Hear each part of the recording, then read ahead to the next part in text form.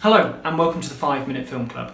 Now this isn't a film review, this is me just having a few quick words about a film director that was very influential to me when I was growing up, first watching films, and his name is Tobe Hooper.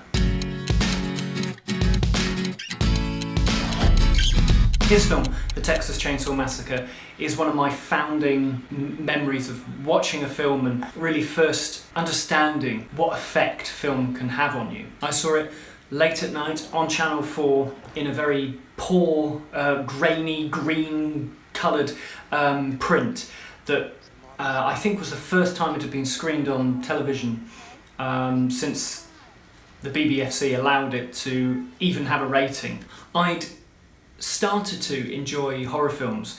One of the first films that I ever watched and really got excited by and started to really want to, make films was Alfred Hitchcock's Psycho. And from that I discovered things like John Carpenter's Halloween and Night of the Living Dead by George A. Romero, again sadly not with us.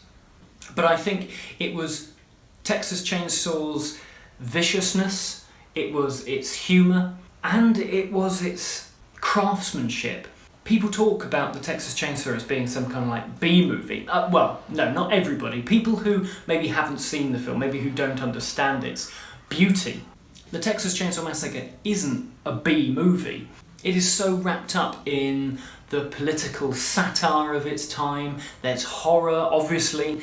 There's comedy. Look what your brother did to that dog! There's socio-political elements. There is so much that you can analyse in the hour and a half of the Texas Chainsaw Massacre. In my review of the film, I said that if you were studying film and you watched the Texas Chainsaw and didn't feel the need to just pick up a camera and rush out and make a film yourself, then you're probably on the wrong course. And I think that probably stays. I mean, the working conditions on that film were absolutely awful. The last day filming was something like 28 hours long inside that cramped, smelly kitchen with all the windows and blinds drawn so as to not let any of the hot Texan sun in.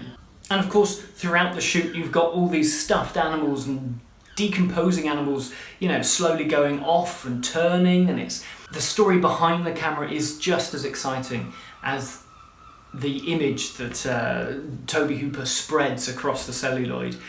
An incredibly generous filmmaker as well. If you read any of the interviews and stuff surrounding Poltergeist, which people say, Spielberg directed it for various different reasons, but I get the feeling that everybody who met Tobe Hooper was struck by his generosity as an artist and as a person. And Nicholas Winding Refn, again, that I mentioned in my review of Texas Chainsaw, gave an incredibly moving speech in front of the 4K restoration of the film a couple of years back at Cannes Film Festival.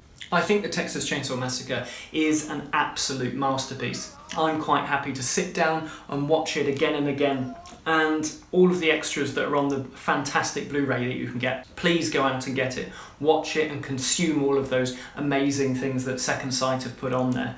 There's 3 great audio commentaries, there's outtakes and unused footage, and the best documentary. I will put a link down below this video with a link to a documentary about the making of the Texas Chainsaw that came out in, I think, in about 2000, and the best stories about making a film on such a low budget that I think, just that film alone, I think just that documentary and Texas Chainsaw was just as influential to me.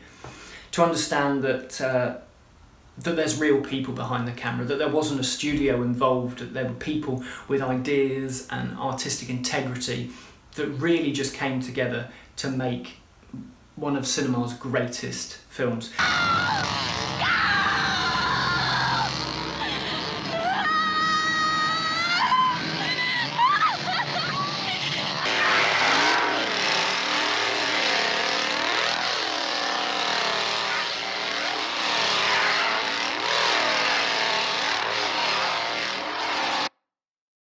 So that's it. That's just a few rambling words and thoughts on Tobe Hooper, who sadly passed away earlier this week.